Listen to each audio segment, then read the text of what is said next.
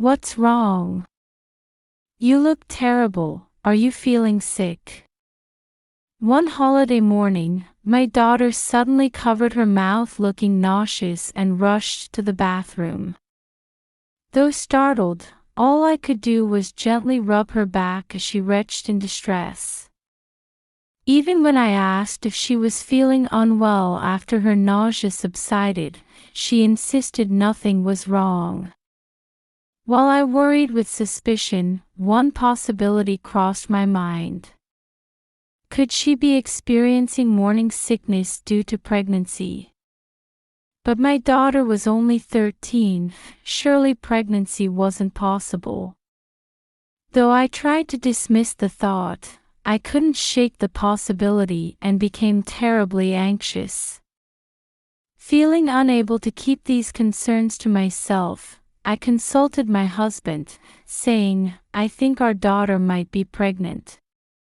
However, in contrast to my serious tone, my husband laughed it off, saying I was overthinking things.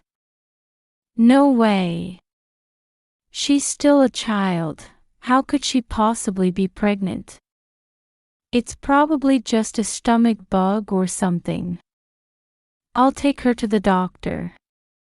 My husband and daughter left in the car. But when they hadn't returned by nightfall and I couldn't bear the worry any longer, I rushed to the police station. 3 days later, the police contacted me with unbelievable news that plunged me into the depths of despair. Please stay calm as you listen. You see, about your husband and daughter. The truth they revealed was, my name is Samantha. I'm a 43-year-old housewife living with my husband Gerald, our 13-year-old daughter Pamela, and my mother who suffers from dementia. Our daughter, now in her 2nd year of middle school, never went through typical teenage rebellion and maintained good communication with both me and her husband. She would go shopping and have lunch with me, or go out with her father. We were quite a close-knit family. Though caring for my mother with dementia was challenging, we managed with help from daycare services and care managers. I felt blessed with our ordinary life as a family of 4, never imagining that this happiness would soon be shattered. I first noticed something was wrong one Saturday morning. While I was relaxing in the living room, my daughter emerged from her room looking pale. "Pamela, what's wrong? You look terrible. Are you feeling sick?" I called out in surprise, but she just covered her mouth looking nauseated and hurried to the bathroom. As she retched painfully in the bathroom, all I could do was rub her back in shock. When I asked if she was feeling unwell after her nausea subsided, she insisted nothing was wrong. But suddenly vomiting like that, something had to be wrong. While worrying suspiciously, one possibility crossed my mind. Could my daughter be pregnant? Could this nausea be morning sickness? Though I first considered common causes of nausea like food poisoning or stomach flu, the fact that no one else in the family had symptoms, combined with how desperately she tried to hide it, seemed strange. But she was only 13. There were no signs of her having a boyfriend, and surely she couldn't be engaging in such activities. Though I tried to dismiss it, I couldn't completely shake the possibility of pregnancy from my mind and became terribly distraught. If she really was pregnant, it would be far too much strain on her young body. I needed to have a serious discussion with her about everything, including who might be involved. Trying to contain my anxiety, I was about to speak with her when my smartphone suddenly rang. It was an incoming call. Looking at my continuously ringing phone, I saw it was from the daycare facility where my mother with dementia attended. Calls from daycare usually meant urgent matters. Reluctantly, I glanced at my daughter before answering. Sure enough, they were panicked. My mother was acting out and they needed me to come immediately. As her dementia progressed, my mother would sometimes throw tantrums for no apparent reason. When this happened, seeing my face would calm her down. Apparently, she mistook me for her own mother. Because of this, the daycare staff had gotten into the habit of calling me whenever they had trouble containing a situation. Though I hesitated to leave my daughter before learning what was wrong, I couldn't ignore my mother's outburst. So I decided to ask my husband to look after our daughter. However, when I consulted him in his room saying, "I think our daughter might be pregnant," he laughed it off saying I was overthinking things, in stark contrast to my serious tone. No way. Pamela's still a child. How could she possibly be pregnant? It's probably just a stomach bug or something. I'll take her to the doctor, so don't worry and go take care of your mother. My husband's cheerful words helped calm my unsettled feelings. Yes, I must be overthinking things. Surely my 13-year-old daughter couldn't be pregnant. Besides, we were very close. My daughter told me everything about school and her friends.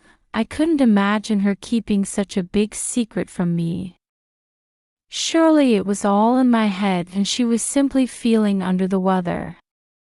Convinced of this, I left our daughter with my husband and headed to the daycare facility. Several hours later, when I returned home with my mother, who was in better spirits as usual after seeing me, my husband and daughter were gone, and his car was missing. There was a note on the dining table in my husband's handwriting saying, "Taking her to a clinic that's open on holidays," so it seemed he really had taken our daughter to the doctor.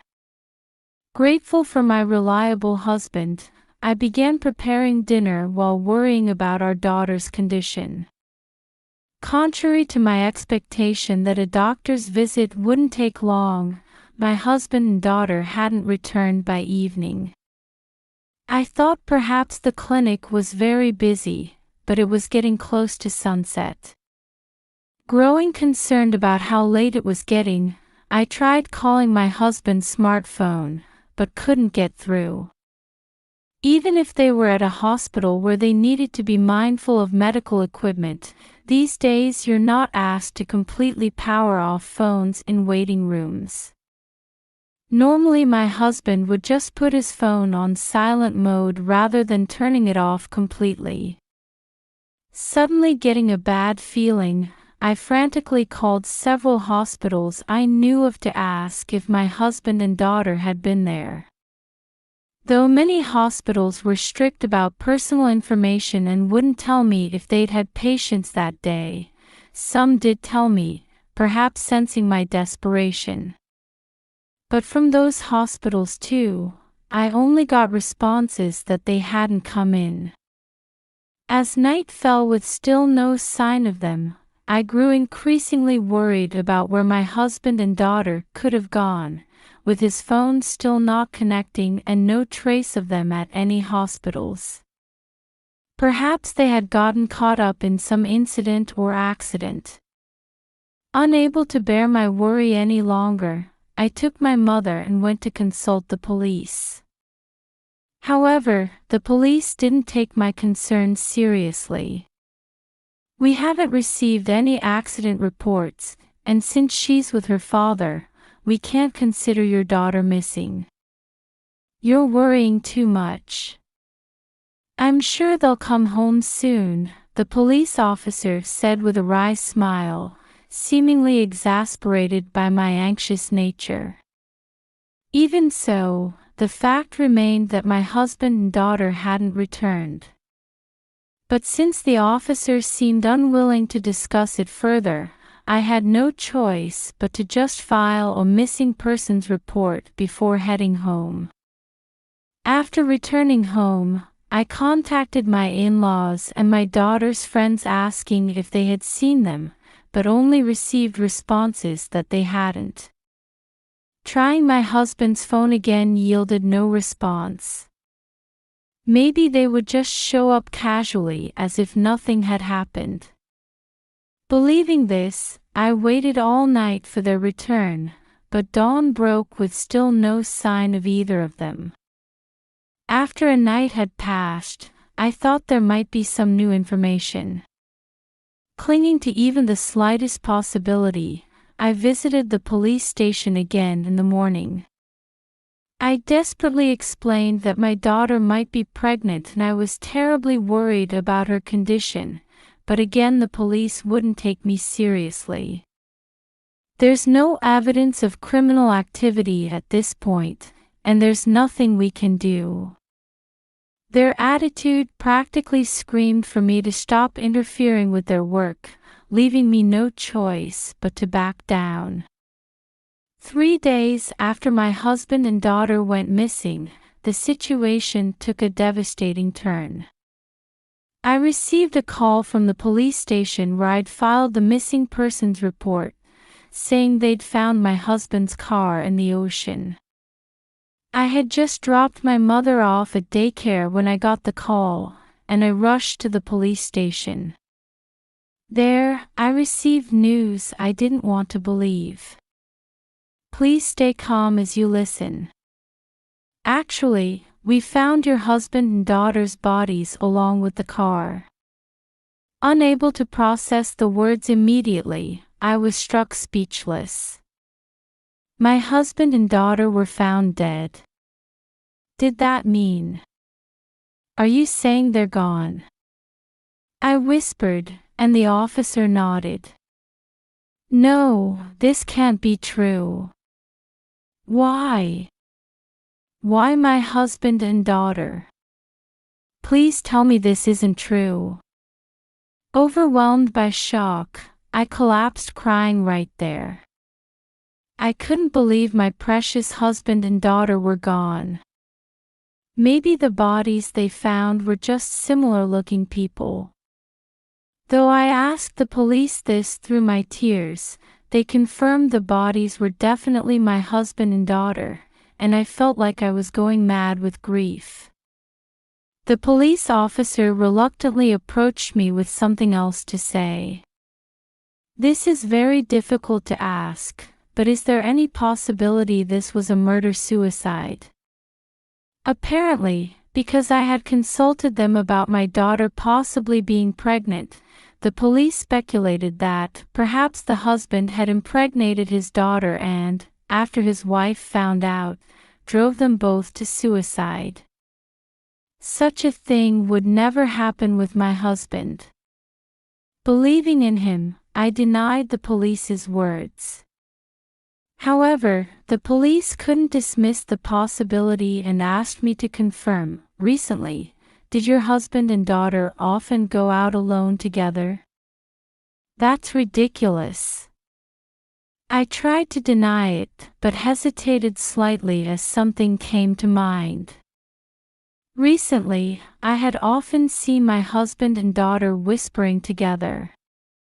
Since they were close like my daughter and me, I hadn't felt anything strange about it in daily life. But thinking back, hadn't they been unusually physically close during those whispered conversations? And their expressions seemed somewhat giddy, with a different kind of intimacy than usual. My heart wavered between wanting to believe in my husband's innocence and growing suspicion. Seeing my obvious distress, the police officer took me to the morgue. Laid out in that cold room were unmistakably my husband and daughter. Seeing my beloved family members in such a state, I broke down crying again. Why did my husband and daughter have to die? Just days ago we had been living in what seemed like perfect happiness, and now I felt plunged into the depths of despair. As I wept, the police officer handed me some personal effects. "We found these in their pockets. Do you recognize them?" In a clear plastic bag were a glass keychain and a USB drive. The glass bead keychain had been in my daughter's pocket, and the USB drive in my husband's. Had my daughter owned such a keychain? As I puzzled over the unfamiliar item, I suddenly remembered that one of my husband's friends was a glassmaker. I thought I might have seen similar keychains at his friend's shop. Maybe he would know something. I told the police about this friend and left the station. A few days after receiving news of my husband and daughter's deaths, the situation took a dramatic turn. The police investigation revealed that this wasn't a murder-suicide or accident, but a crime. And the glassmaker friend was arrested as a suspect. His confession and interviews with related parties brought various facts to light. First, the glass keychain found in my daughter's pocket was something she had made as a surprise present for me. Wanting to give me something for my birthday, my daughter had consulted with my husband about what might make me happy. Hearing her request, my husband remembered that his glassmaker friend's workshop offered hands-on crafting experiences, so the two of them had visited several times. This explained why my husband and daughter had been whispering together and going out recently. After I left that day when I suspected morning sickness, my husband apparently asked our daughter if she had done anything that could result in pregnancy. She turned pale and confessed that the glassmaker might have done something inappropriate to me. When visiting the workshop to make the keychain, my husband had only done drop-offs and pickups, leaving my daughter and the glassmaker alone for the actual work. The work was done in the back workshop, but my daughter said there were times she fell asleep and couldn't remember, and when she woke up her clothes were disheveled. Though she was confused, the glassmaker acted normally when my husband came to pick her up, so she thought maybe she had imagined it. She hadn't told me because she desperately wanted it to be a misunderstanding. After hearing her trembling confession, my husband immediately bought a pregnancy test and gave it to her. The test was negative, and the symptoms like morning sickness turned out to be from psychological stress. Even though she wasn't pregnant, if the glassmaker had actually assaulted our daughter, that was absolutely unforgivable. To confirm the truth, my husband and daughter immediately visited the glass workshop. At first, the glassmaker denied everything when my husband confronted him. However, a former apprentice appeared and testified that the master had previously drugged and assaulted several customers during hands-on experiences. He had apparently been waiting for a chance to expose his master's crimes, and while my husband and the glassmaker were arguing, he snuck into the workshop office and copied evidence onto a USB drive. When the former apprentice played the data on his laptop, there were images of several unconscious women being stripped, including pictures of my daughter. When my husband raged at what he had done, the glassmaker claimed, "I only undressed them, nothing more." Though the truth of this was questionable, my husband decided they couldn't ignore that there were multiple victims and urged him to turn himself in. The glassmaker appeared repentant and agreed to my husband's suggestion. However, it was all an act. He asked my husband, who had come by car, to take him to the police station, but on the way requested, "I want to see the ocean one last time," and had him stop near the water. Seizing his chance, he used a stun gun to knock out my husband and daughter. Then he left them in the car, released the parking brake, put the car slightly in gear, and arranged for it to roll into the ocean before fleeing the scene. Just as he planned, the car carrying my husband and daughter plunged into the ocean, and they never returned. The crime was discovered and the suspect arrested thanks to the former apprentice who had exposed the glassmaker's crimes. When he saw the news about my husband and daughter's deaths, he suspected his former master was responsible and reported it to the police. When the police questioned the glassmaker based on this tip, he confessed. This was how my husband and daughter had met their end. Afterward, I served as chief mourner at their funeral. Everyone who attended grieved at their too early departure. While relatives wept, they managed awkward smiles and expressed gratitude to me. I'm sure they were happy, being able to live with someone as loving as you.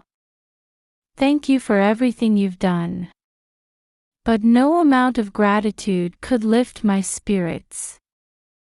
I would never be able to see my beloved husband and daughter again, no matter how much I wished for it.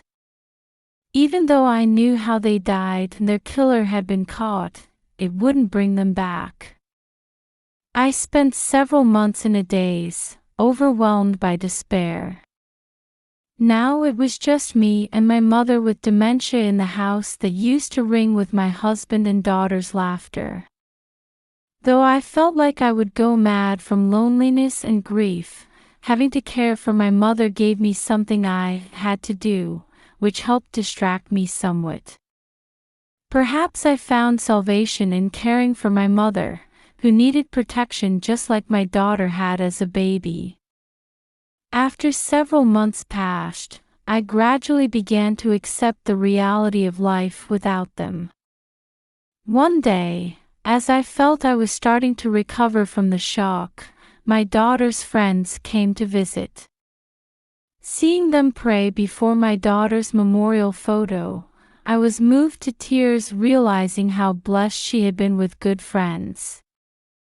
Afterward, her friends turned to me and shared something. This is Pamela's social media account. It might be painful to look at, but we want you to know how she felt. One friend held out her smartphone, showing my daughter's posts and pictures.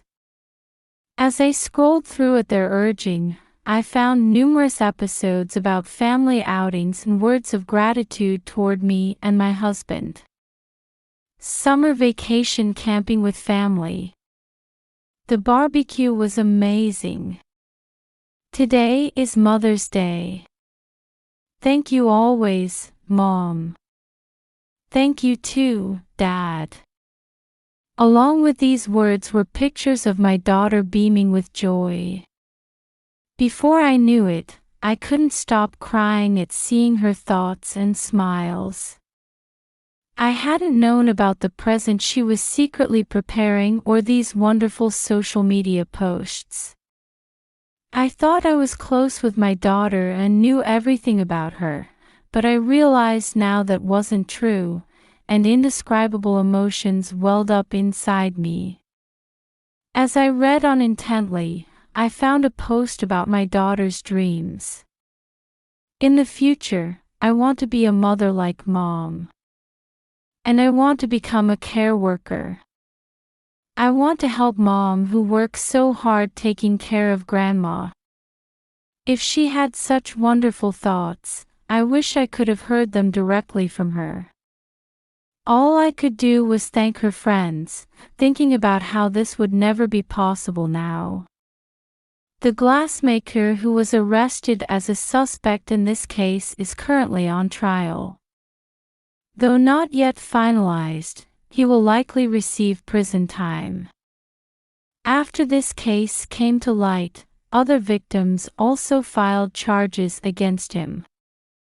Furthermore, his personal information was exposed online, leading to public outrage and social condemnation. The glass keychain, my daughter's personal effect, was returned to me by the police after their investigation concluded. Though looking at it reminds me of the perpetrator and his crimes, it's also the last present from my daughter.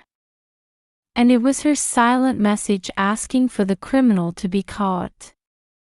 Thinking of this, I couldn't throw it away and vowed to cherish it.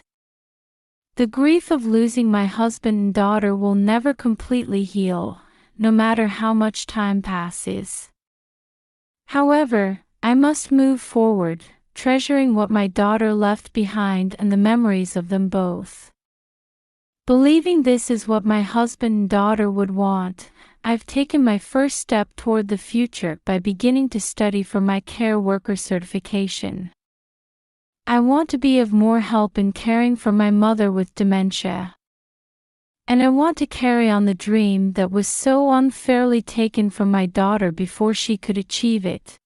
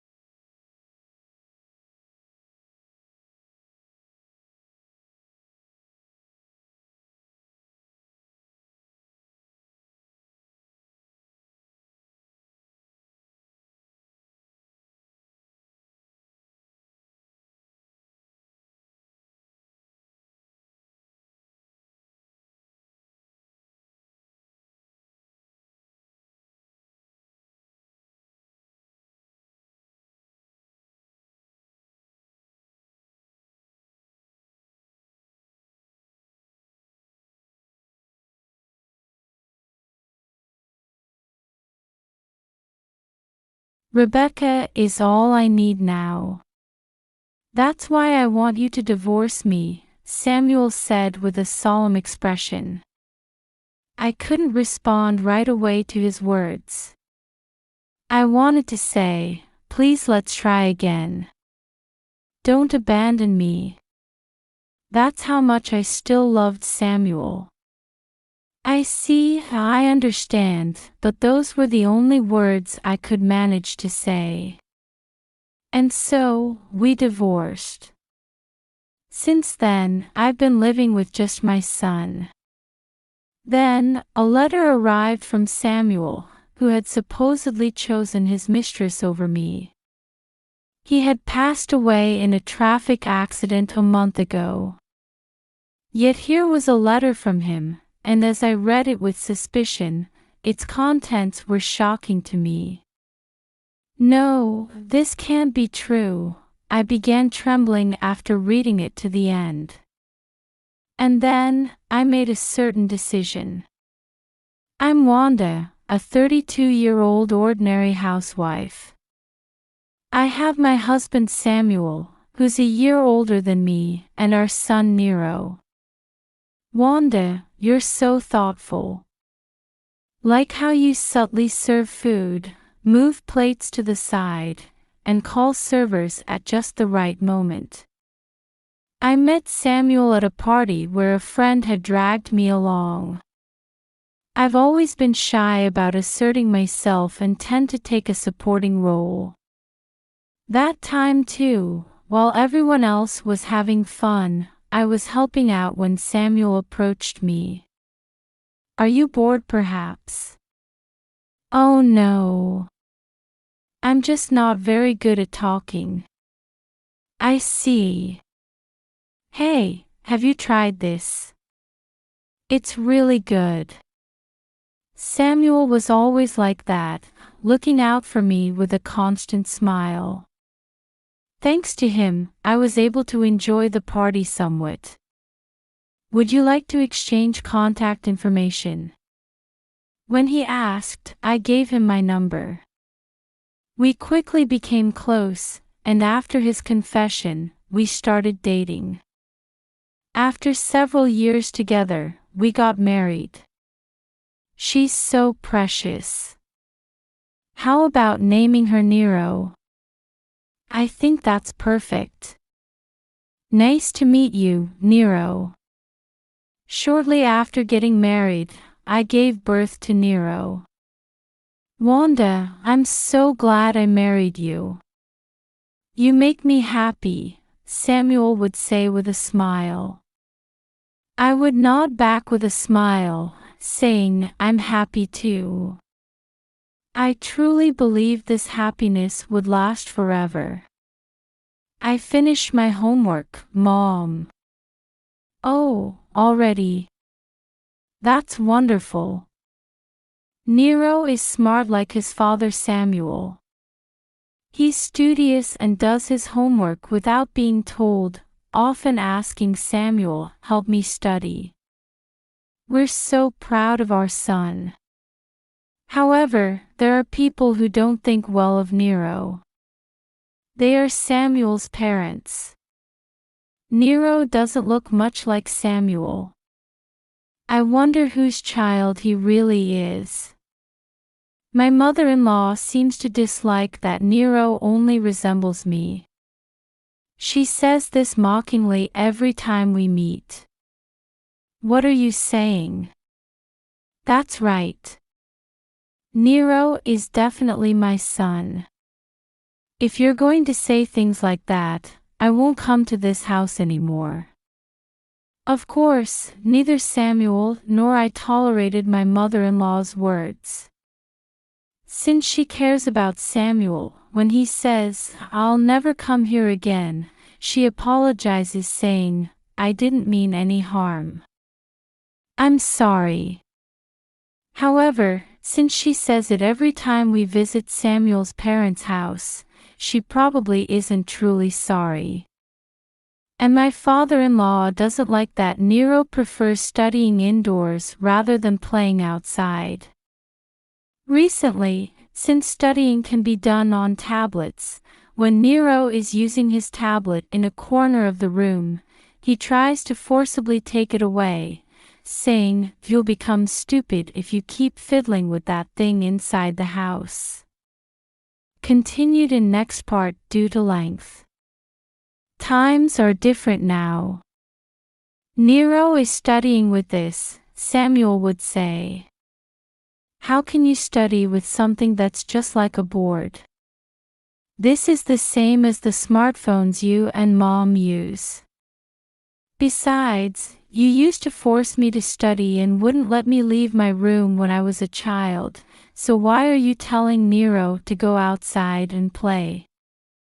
Apparently, my father-in-law used to keep Samuel confined to his room to make him study. Of course, it's not healthy to constantly face a tablet screen in the room. However, Nero often plays outside with his friends too. It's just that there are no children around his grandparents' neighborhood and no yard to play in, so he prioritizes studying. I'm really sorry. My parents don't approve of my marriage to you. Samuel explained that his parents had wanted him to marry someone else. That woman was Samuel's childhood friend and the daughter of a somewhat famous local company's president. Even though she's always loved Samuel. To think he'd settle down with someone like her. That's enough. I truly love Wanda and Nero. Please stop disappointing me.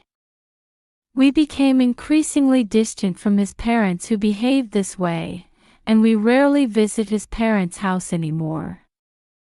However, sometimes his parents show up at our house unannounced or deliberately appear on Nero's route home from school. I work from home and am usually in the house. His parents know this, so even when I pretend not to be home, they bang on the door and shout, which is very stressful. However, since this once led to neighbors calling the police, his parents don't stay long and quickly leave. Though I maintain my policy of ignoring them when they come, I wonder why they're so obsessed. As a precaution, I accompany Nero when he goes to and from school, watching out for his grandparents. My parents are also keeping an eye on the situation, so nothing serious has happened so far. Still, it's natural to worry. Maybe we should move closer to your parents' place. With those words from Samuel, we began considering moving. Though the moving expenses would be painful, we spend our days looking for a new home, thinking it would be worth it for peace of mind. One day, I received a phone call from an unknown number on my phone. Could it be work-related? Though I was initially wary of the unfamiliar number, I decided to answer since it kept calling. Hello. I answered the phone. Finally you answer. You're so slow to pick up, a woman's voice immediately began berating me. Frowning, I considered hanging up but said, "Excuse me, who is this? If you don't have any business, I'm hanging up." Wow, how rude. I'm Rebecca, Samuel's future wife. What is this person talking about? Thinking this, I considered hanging up again. If this is a prank, I'm hanging up. It's true. I'm Samuel's childhood friend, and I'm going to marry him in the future. At those words, I remembered that Samuel's childhood friend's name was Rebecca. Previously, Samuel had said Rebecca is selfish and not at all my type. Could this Rebecca on the phone be his childhood friend? If so, why is she calling me? Such questions crossed my mind, leaving me momentarily silent. Can you hear me? Samuel belongs to me. Hurry up and break up with him. Even over the phone, I could tell she was looking down on me. How much does this woman despise me? I'm sorry, but I'll have to decline. Samuel and I love each other. That's just for now. He just wanted to have some fun before marrying me. So don't get carried away. I can understand why Samuel dislikes this woman. She won't listen to reason. Oh, is that so? Sorry, but I'm working right now. I'll be hanging up. I said this and hung up.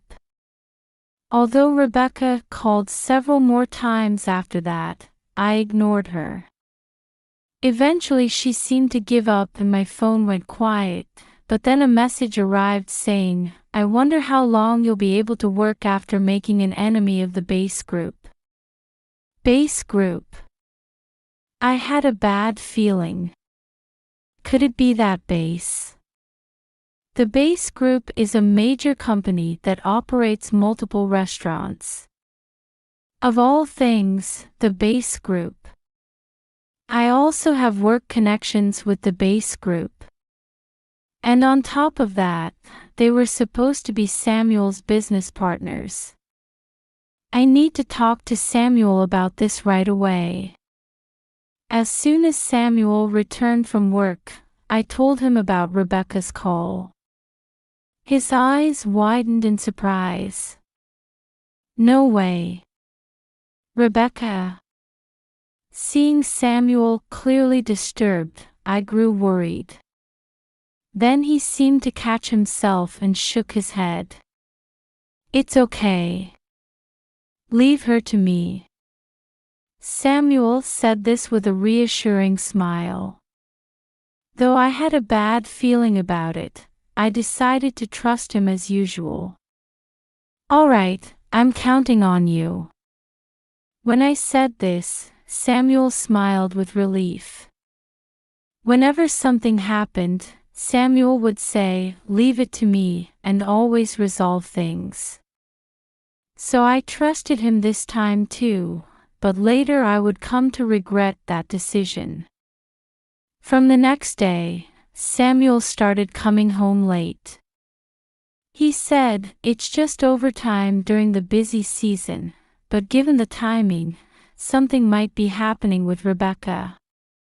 However, since Samuel wouldn't tell me anything, all I could do was worry and wait. Things changed a year later. Rebecca is pregnant with my child. "So please divorce me." An expressionless Samuel said this to me. I couldn't believe his words and could only stare at his face. "My decision won't change. I'll give you custody of Nero and this house." What? Don't be ridiculous. We're currently living in the new home we had been considering moving to. This new house that we finally decided on after nearly a year of consideration is filled with our ideals. To so easily give up such a home and our precious son. The Samuel I know wouldn't do such a thing. Please reconsider. Tell me the truth. I pressed Samuel for answers. However, he not only didn't answer but wouldn't even meet my eyes. "I won't sign the divorce papers until you tell me the truth." "I see. Then I'll leave this house." After that, Samuel stopped returning to our new home and began living at his parents' house. His parents were delighted about this. They called almost every day saying, "Hurry up and divorce our son. Set Samuel free." Still, I thought I couldn't divorce him until I knew the truth. "Wanda, you should give up on him." However, things changed when my parents agreed to the divorce. My parents, who had been supporting me and believing in Samuel together with me, suddenly changed their opinion. Why? I'm not satisfied with this. Even when I said this, they replied, "Please, Wanda. We don't want you to be unhappy." Being persuaded even by my parents like this, I chose to divorce Samuel. Fortunately, I can support myself and my son comfortably with just my income. My parents will surely help us too. I'll be fine. I'm okay with just you, Mom. I hug Nero as he says this with a smile. For this child's sake too, I need to be strong. I decided to meet with Samuel one last time, saying, "I want to talk before the divorce." When I finally met Samuel after so long, he looked exhausted and kept sighing. As I said before, I'll give you this house and custody of Nero. You can so easily abandon Nero. Samuel made a complicated expression for a moment at my words. However, he quickly returned to being expressionless. I have another child now. You mean with Rebecca? Samuel looked away at those words. The Samuel I knew was someone who spoke seriously and never avoided eye contact. Is the Samuel I loved no longer here? We're no longer needed by you, are we? At this, Samuel finally looked at me. Rebecca is all I need now. That's why I want you to divorce me. He said this with a solemn expression. I couldn't respond right away to his words. I wanted to say, let's try again. Don't abandon me. That's how much I still loved Samuel. I see, I understand. But those were the only words I could manage to say. And so, we divorced. I'll protect Mom in Dad's place. Nero consoles me as I feel down, saying this. I don't need Samuel anymore. This child is enough. Nero, I'll make you happy. Saying this, I embrace Nero. And so, I decided to walk a different path from Samuel. Since then, I've been living with just my son. Then, a letter arrived from Samuel, who had supposedly chosen his mistress over me. He had passed away in a traffic accident a month ago. About Samuel, he was hit by a car and died at the scene, my father told me. When I heard this, I was very sad. Though I had decided on the divorce, somewhere in my heart I must still have loved him. However, he chose Rebecca over me. That's why I didn't attend his funeral. Why would Samuel send a letter now? Yet here was a letter from him, and as I read it with suspicion, it began with an apology. Wanda, I'm truly sorry for what I did to you and Nero. I'm so sorry. The carefully written characters were nostalgic, making me want to cry. And as I continued reading, its contents were shocking to me. No, this can't be true. I began trembling after reading it to the end. And then, I made a certain decision. I understand your feelings. But that's separate from this.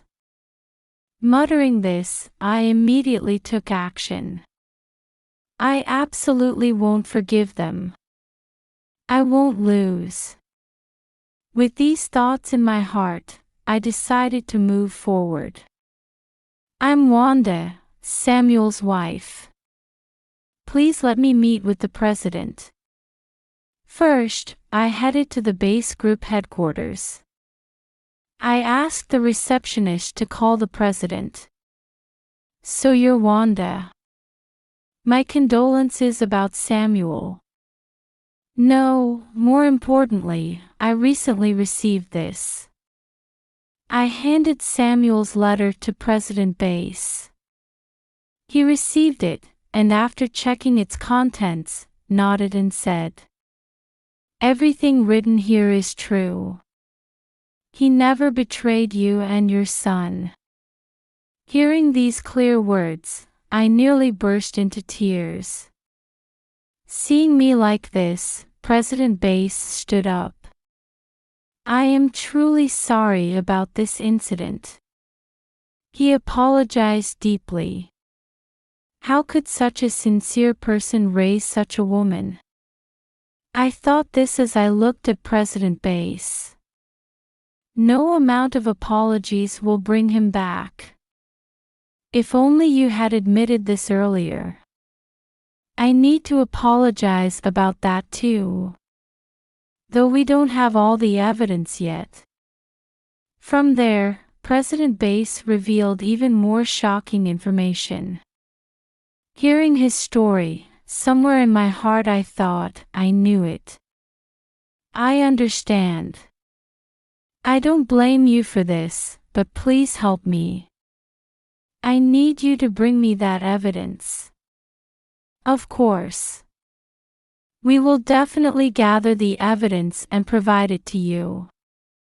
I made a firm promise with President Bass and began preparations. I will definitely clear Samuel's regrets. For my and Nero's happiness too. Just watch, Rebecca. And you too, worthless parents.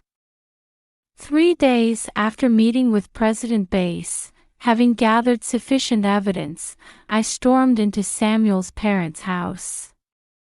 Leaving Nero with my mother, I rang the doorbell of Samuel's parents' house together with my father. Who is it? A blonde woman with heavy makeup appeared from inside.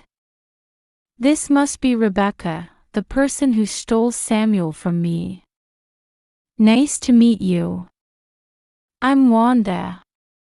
This is my father. Ha!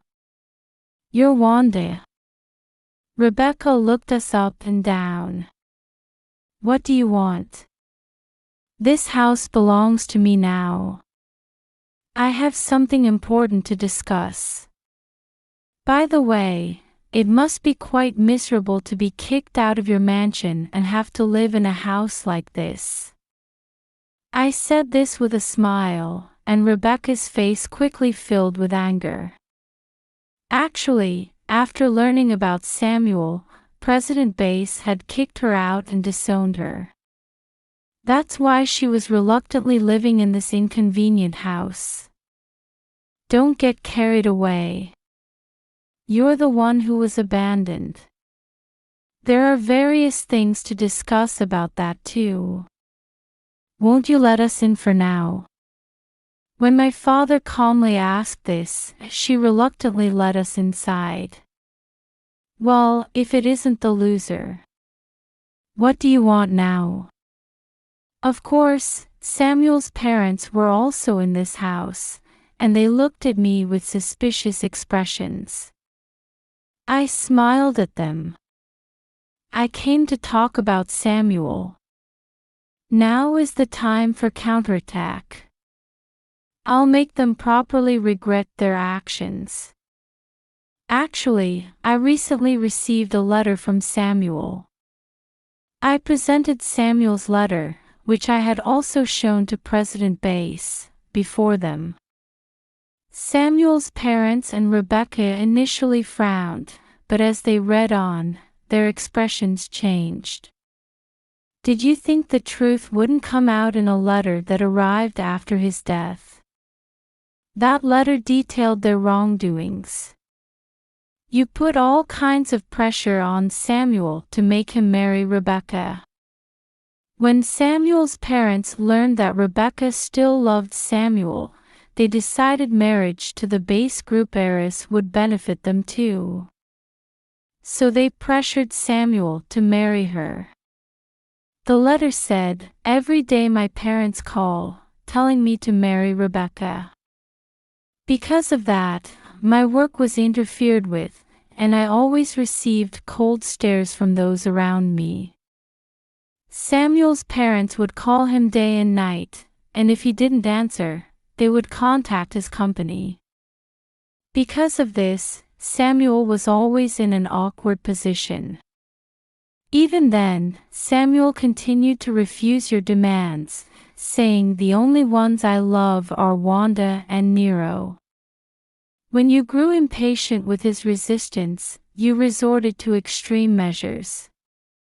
Samuel had apparently confided in my father during his lifetime. The reason my parents urged me to divorce was that they were respecting Samuel's wish not to involve me. That's why, now knowing the whole truth, my father came with me to confront them. Samuel's parents had called him over. Though Samuel was wary, he went to his parents' house one last time out of filial piety, thinking he would cut ties for good if anything happened. There, his parents got him drunk on a large amount of alcohol. When Samuel was completely intoxicated, they called Rebecca to the house. Then, they created their fait accompli. Samuel had no memory of being unfaithful while drunk. However, the fact that he had spent the night with a woman drove him into a corner. So, he brought up divorce to protect us from getting involved, believing he could no longer escape from Rebecca. What you didn't expect was that President Bass would disown Rebecca after learning the truth. Kicked out of her home, Rebecca had settled in this house. Just as she was planning to live off Samuel's earnings, he left this world in an accident. To corner Samuel for your own benefit. You're not fit to be parents. Have you no shame? My father shouted, making Samuel's parents flinch and lower their heads. So what? Samuel chose me, didn't he? Rebecca retorted. Yes, because you claimed to be pregnant, I said while looking at her belly. There were no changes in her body, making her pregnancy suspicious. You also used quite underhanded methods to get Samuel, I continued. Rebecca had used her position as the president's daughter to pressure Samuel's company. With a major company breathing down his neck, Samuel faced even colder treatment from his coworkers. On top of that, Rebecca would wait outside Samuel's workplace every day until he finished work. To avoid her, Samuel would work overtime or take detours, which is why he always came home late. I was just expressing my feelings to Samuel. Your feelings?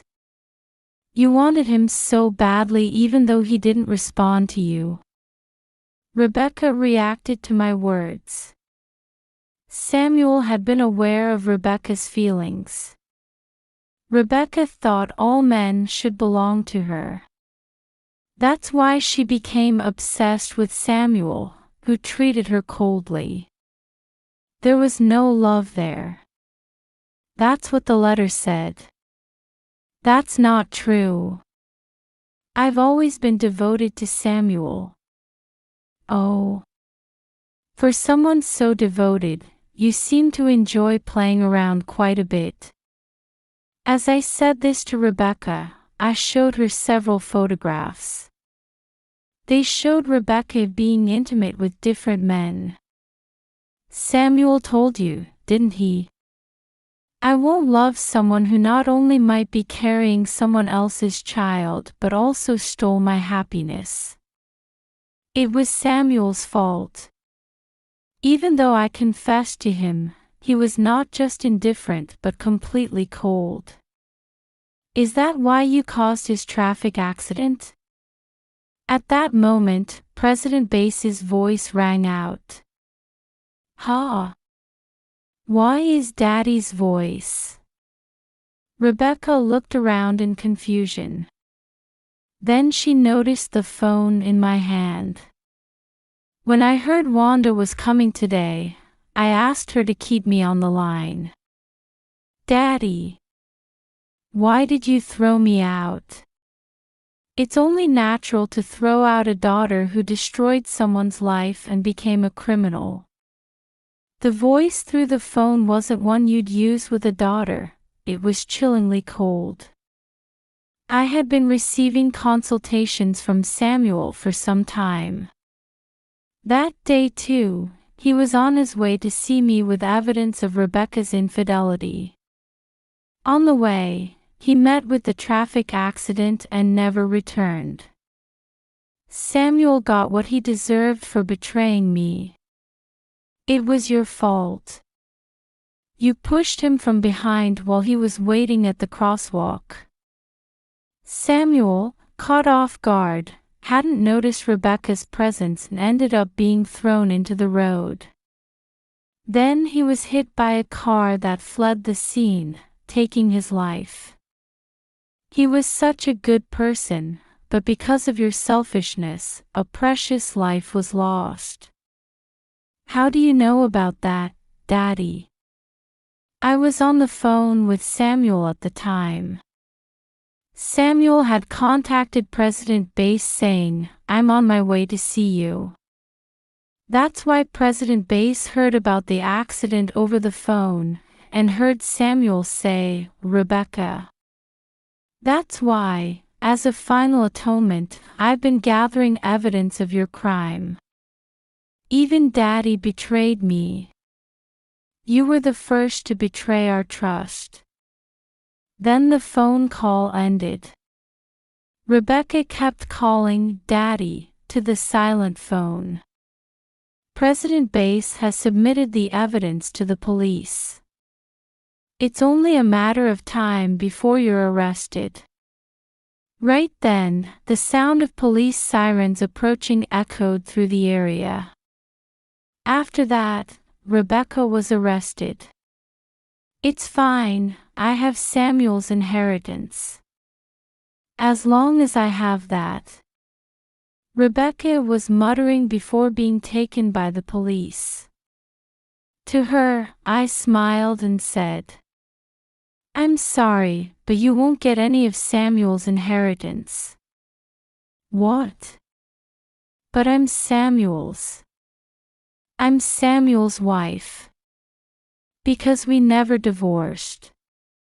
Actually, Samuel had a completed divorce form but hadn't submitted it. I knew in my head that I needed to let Wanda go.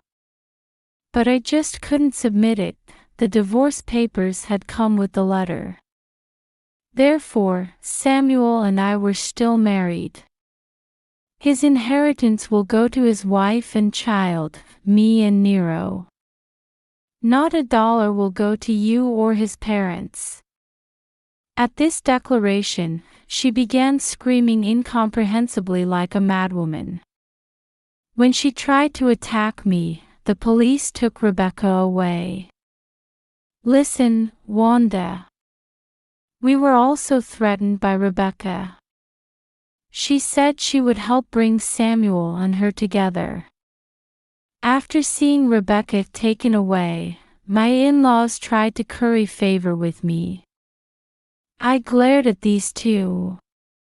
Because of you, I lost my beloved husband. You took a father from my son. That's right, Nero is our grandchild. My father-in-law suddenly shouted, and I gave him a cold look. He's the only one who carries Samuel's blood. So hand Nero over to us. He's our grandchild. My father-in-law's intentions were obvious. He wanted to take in Nero to seize Samuel's inheritance and have someone to take care of them in their old age. I would never hand my precious son over to you. He is not a tool for your convenience. I shouted back at them and left the house with my father. Later, I heard through the grapevine that after the police visit, they became social outcasts in their neighborhood. The two had already been known as troublesome neighbors, and this incident made them the constant subject of whispers. I don't care about such people anymore. From now on, I'll live for Nero. I made this decision while stroking Nero's head. After getting out of prison, Rebecca apparently tried to rely on my former in-laws, but of course they wouldn't accept her. They had a huge fight at the front door, making them face more embarrassment. Rejected by both her parents and my former in-laws, Rebecca disappeared into the night. Well, since she's reasonably attractive, I hope she works hard to earn the compensation she owes me. In the end, Rebecca's pregnancy turned out to be a lie. It was fortunate there wasn't an innocent child who would have been unhappy. And my former in-laws, who caused another disturbance, apparently sold their house and moved away. When my father hired a detective to investigate, he found they were causing trouble in their new location too and had caught the attention of some dangerous people. My father explained that those two would probably never find happiness. Learning the outcome for these wicked people gave me peace of mind at last. Several years later. Well, I'm off. Have a good day. Don't stay out too late. I see Nero off to school with a smile. Nero has grown up and is now in high school. He's still fond of studying and has grown into a kind boy who looks after me. I promised Dad that I would protect Mom when needed, Nero told me before. Apparently, before parting with Samuel, Nero had a long talk with him. That's when Samuel asked him to protect me if he wasn't around. That's why I decided to protect Mom in Dad's place too, Nero said with a smile, reminding me of Samuel's letter. If I can never return to you, please forget about me and live happily. Don't seek revenge, was Samuel's last wish, caring about us until the end. Though I couldn't fulfill his final wish about not seeking revenge, I don't regret it. I believe our current happiness exists because I took action then. My mind is at peace. My parents still help us, and President Bass, perhaps out of guilt, supports us financially. Actually, I'm learning about management from President Bass. My dream is to take over his company someday, Nero says with a smile as he talks about his future. I intend to warmly watch over him as he pursues this dream. Please watch over us too, I say to the photograph displayed in the living room. I felt as if Samuel, smiling in the photo, gently nodded in response.